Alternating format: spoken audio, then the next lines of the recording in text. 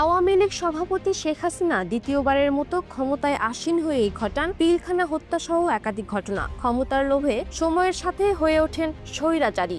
একই সাথে তার মাঝে ছিল আন্তর্জাতিক পদক পাওয়ার লালসা। তাই তো দেশের কথা না ভেবেই 2017 সালে খুলে দেন বাংলাদেশ মিয়ানমার সীমান্ত।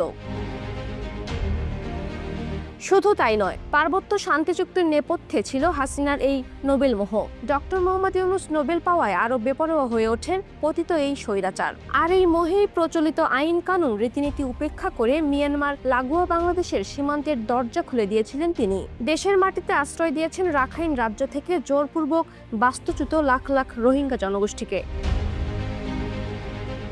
কূটনীতিক সহ রাজনৈতিক বিশ্লেষকরা ওই সময় বারবার এ বিষয়ে সতর্ক করা সত্ত্বেও তা আমলে নেননি শেখ হাসিনা। বরং ওই জনগোষ্ঠীকে আশ্রয় দেওয়ার বিষয়টিকে পুঁজি করে তিনি মানবতার ফেরিওয়ালা সাজেন।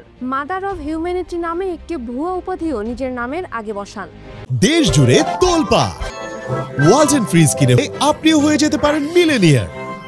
এখানেই শেষ নয়, নির্যাতিত ও নিপীড়িত রোহিঙ্গা জনগোষ্ঠীর ইস্যুটিকে কাজে লাগিয়ে পর্দার অন্তরালে শান্তিতে নোবেল পুরস্কার পাওয়ার জন্য রাষ্ট্রের টাকায় দেশ বিদেশে লবিস্ট নিয়োগ করেন। যদিও শেষ পর্যন্ত তার এই চেষ্টা সফল হয়নি। উল্টো আরও রোহিঙ্গা জনগোষ্ঠীকে আশ্রয় দিয়ে বাংলাদেশের চিরস্থায়ী সর্বনাশ ডেকে আনেন।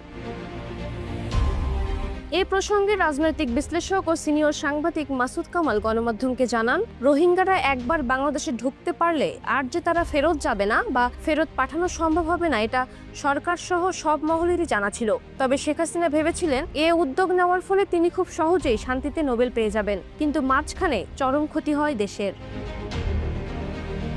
রাজনৈতিক বিশ্লেষকদের মতে মাত্র 56,000 বর্গমাইলের বাংলাদেশে এমনিতেই জনসংখ্যার মাত্রা অতিরিক্ত চাপ, প্রাকৃতিক দুর্যোগের পাশাপাশি দারিদ্র্য এই অঞ্চলের মানুষের নিত্যদিনের সঙ্গী। এর সঙ্গে রয়েছে রাজনৈতিক দুর্বৃত্তায়ন, লুটপাট, দুর্নীতি, অর্থ পাচার সহ মানব সৃষ্ট নানা সংকট। শেখ হাসিনার গত 15.5 বছরের টানা শাসনামলে এই সংকট বেড়েছে বহুগুণ। উন্নয়নের নামে চলেছে নজিরবিহীন দুর্নীতি, লুটপাট ও অর্থ পাচার।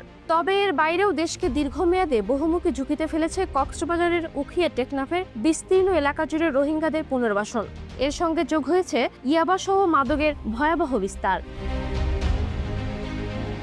সাবেক রাষ্ট্রদূত এম হুমায়ুন কবির এ প্রসঙ্গে গণমাধ্যমকে জানান, রোহিঙ্গা সংকটের সমাধানে বহুমুখী উদ্যোগ নিতে হবে। বিগত সময়ে এই সংকট মোকাবিলায় কার্যকর উদ্যোগ নেওয়া হয়নি, বরং অনেক ক্ষেত্রে ধিমে গতি লক্ষ্য করা গেছে। হয়তো এর পেছনে অন্য কোনো কারণ থাকতে পারে, তবে যে কারণেই হোক এ সমস্যার সমাধানের বিকল্প নেই।